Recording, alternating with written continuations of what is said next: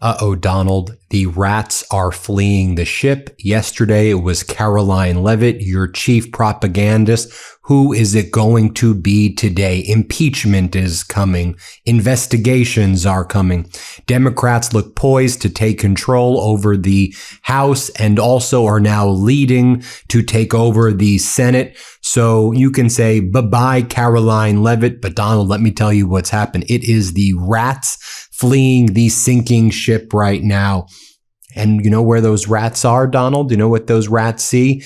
They see you abandoning the old Air Force One, sneaking in a food truck with Natalie Harp, who I guess was more important to you than Marco Rubio and Karoline Leavitt. They went in old Air Force One and you went in the military plane. By the way, now there's all these major leaks that are just clowning on Donald Trump here from our CIA and the intelligence community saying, Donald, you fell for it again.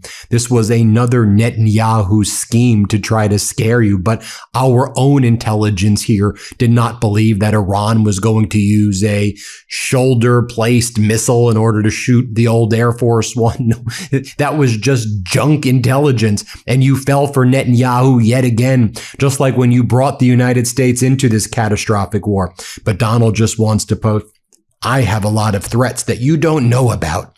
Any consequential president has a lot of threats. Non-consequential presidents don't get threatened. And I think that I'm maybe the most consequential president. It's like, what he's trying to compete for the most death threats? No, every other president had certain threats. It comes with the job. They didn't whine about it. They weren't like, oh my God, can you believe it? No, they acted like the commander-in-chief of what was supposed to be the strongest military in humankind. But you as the commander-in-chief, 5-time draft dodger, oh my God, I'm going to have to sneak in with a food truck with Natalie Harp. Oh, and the reporting is just so utterly embarrassing as well. You saw from the Daily Mail, inside the catering truck sat Trump's most trusted inner circle, 35-year-old Natalie Harp. Picking Natalie Harp to go with him on this plane was a no-brainer, sources told the Daily Mail. She was Donald Trump's first pick. The glamorous 35-year-old human printer of Donald Trump. By the way, Karoline Leavitt, when she resigned, when she quit yesterday, I'm not sure it's all that coincidental, but Karoline Leavitt was on the old Air Force One. She didn't get to go on in the other jet with Natalie Harp. But what she posted, this photo doesn't even look like her. Her farewell photo, made with artificial intelligence, made with AI. I think that just about sums up this phony, fraudulent regime. But the House Oversight Dems were taunting Karoline Leavitt before she left. 2 days ago, they said, we look forward to investigations. Todd Blanche, you, the entire regime.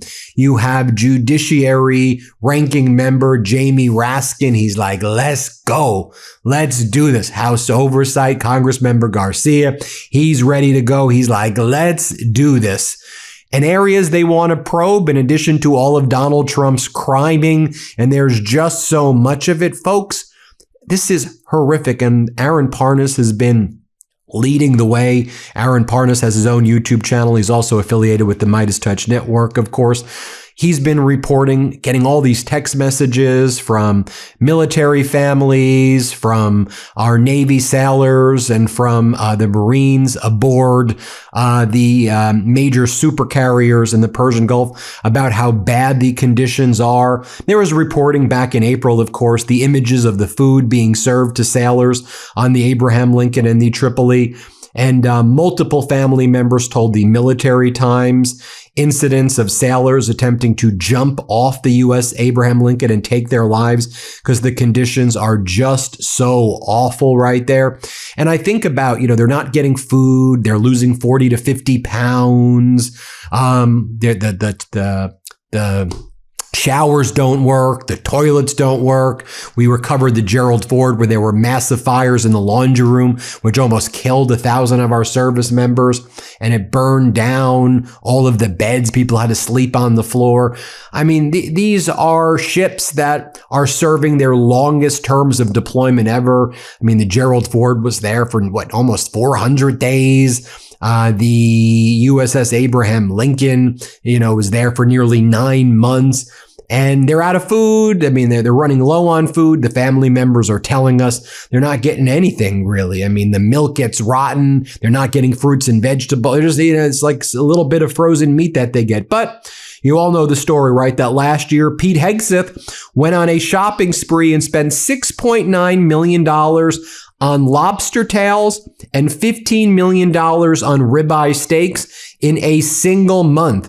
Yet he can't afford milk or fruits or vegetables for our sailors on the USS Abraham Lincoln and the USS George H.W. Bush. You remember that reporting? I know with all of the Trump crimes and fraud and ridiculousness that's out there, this story may have been forgotten. But in 1 month, Hegseth spent it's not a typo, $6.9 million on lobsters, $15.1 million on ribeye steaks, $2 million on Alaskan king crabs, $140,000 on donuts, $124,000 on ice cream machines, $5.3 million on Apple devices, $12,000 for a fruit basket stand, $225 million in new furniture, including chairs costing nearly $1,900 each, $98,329 for a Steinway & Sons grand piano for the Air Force residents.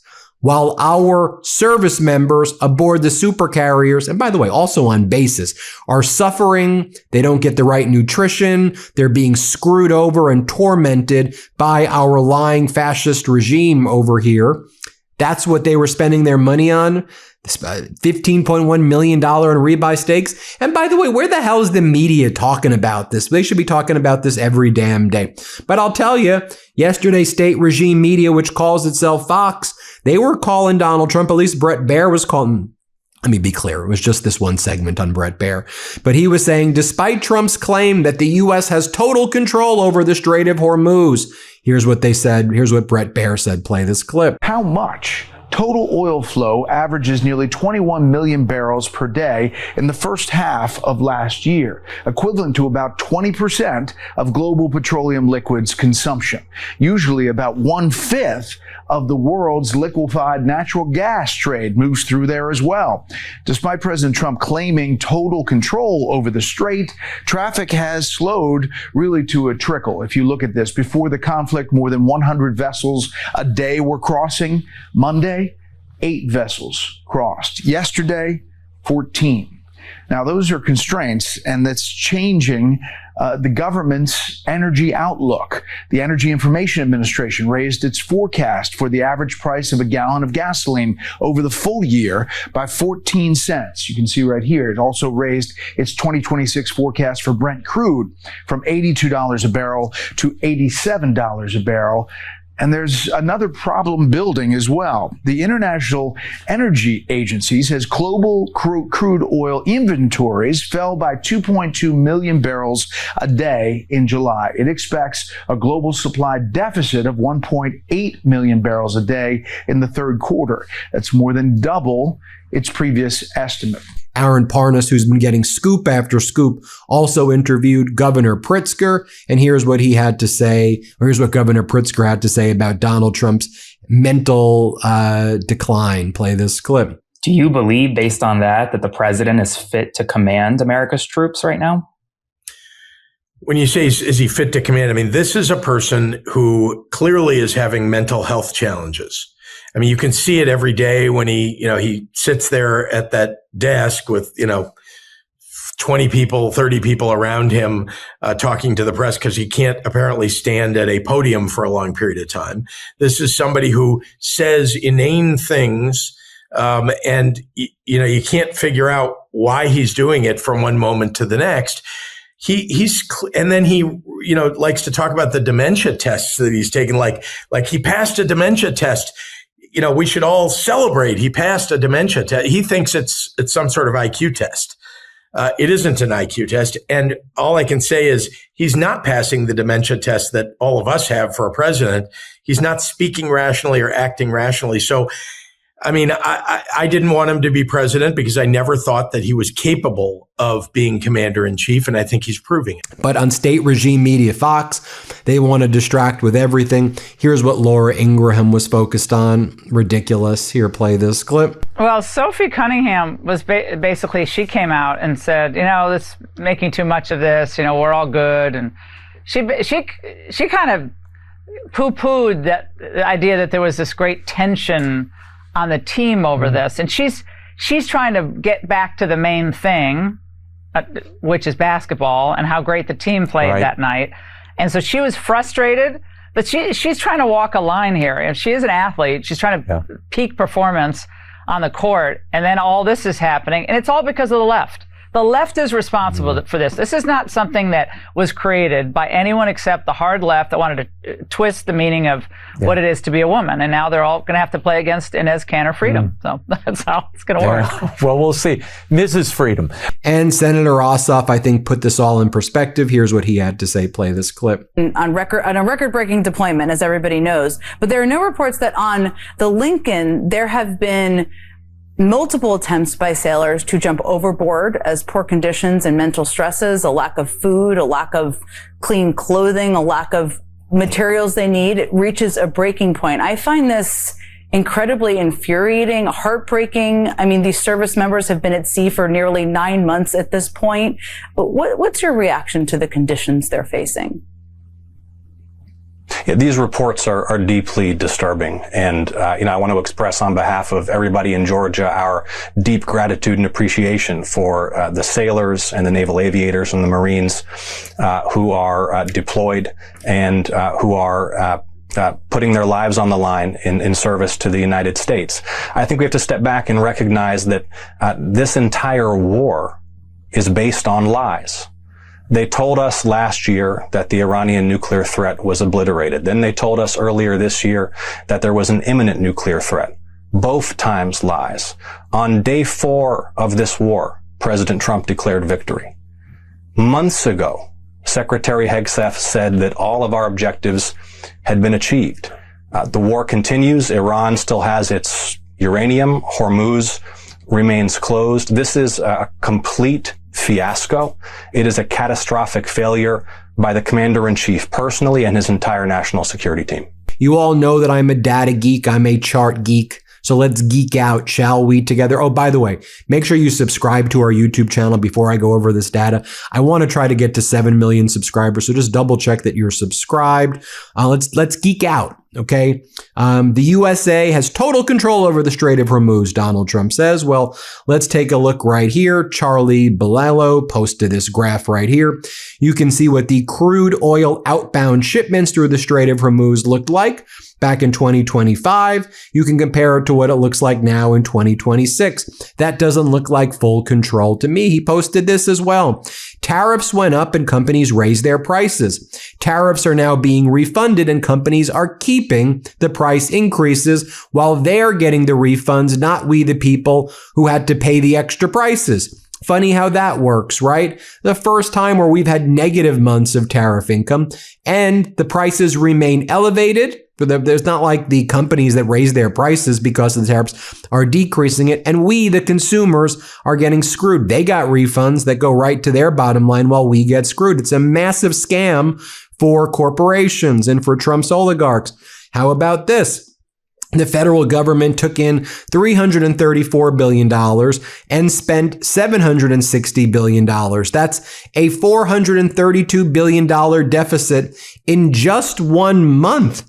In July, the deficit was 432 for 1 month. Yeah, don't try this at home, folks. That as the interest expense on U.S. public debt hit $1.37 trillion over the last 12 months, another record high.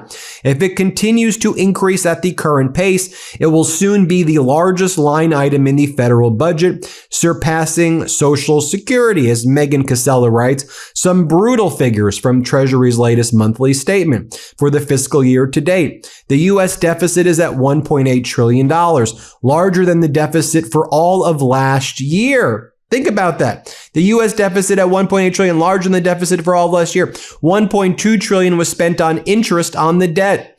Corporate tax receipts down 18%. That's brutal, folks. And then you have stuff like this. General Dynamics received a no-bid contract of $530 million from the Pentagon and opened a state-of-the-art artillery factory near Dallas to make shells for the Ukraine war. Robots regularly caught fire, conveyors broke, autonomous carts got lost, and there was a dumpster fire. It never made a single shell before it was mothballed. A literal dumpster fire. And meanwhile, while all of our money, our taxpayer money, is being burned by Pete Hegseth and Donald Trump and Marco Rubio, like literally they're burning it. That could have gone to free healthcare. That could have gone to housing. That could have gone to education. It could have gone to so many things that could have helped the American people. We know that we're out of munitions now. We're out of weapons. Okay? Our morale's at an all-time low. We're not giving food to our sailors and our service members and our Marines on these super carriers. Okay, our strategic petroleum reserves have hit below tank bottom now. And Donald Trump wants to spend the other money, hundreds of billions of dollars, on Trump-class battleships, nuclear battleships, because he liked the way they looked in the 1920s, and he doesn't like stealth. He doesn't like modern technology. And you take a look at this Wall Street Journal scoop. U.S. and Ukrainian forces went head-to-head in an exercise. Ukraine drones won. Ukrainian drone units decisively beat a U.S. armored brigade in a major exercise in Germany, exposing gaps in America's adaptation to modern drone warfare. Ukrainian operators quickly detected U.S. vehicles, then simulated destroying them with explosive and FPV drones so effectively that the U.S. units had to repeatedly respawn. Well, in the real world, you don't get to respawn like a video game, okay? And this is the third or fourth military exercise like this where Ukraine has just obliterated the U.S. armed forces in these simulations. That's Trump. That's Hegseth. That's what these idiots do. Let me know what you think. Hit subscribe. Let's get to 7 million subscribers. Thanks for watching, everybody, and we appreciate you. Breaking news right now. My brothers and I wrote a book. It's called WTF America. And well, doesn't that just say it all? It comes out officially this October, but you can pre-order your copy today. Just scan the QR code or click the link in the description below.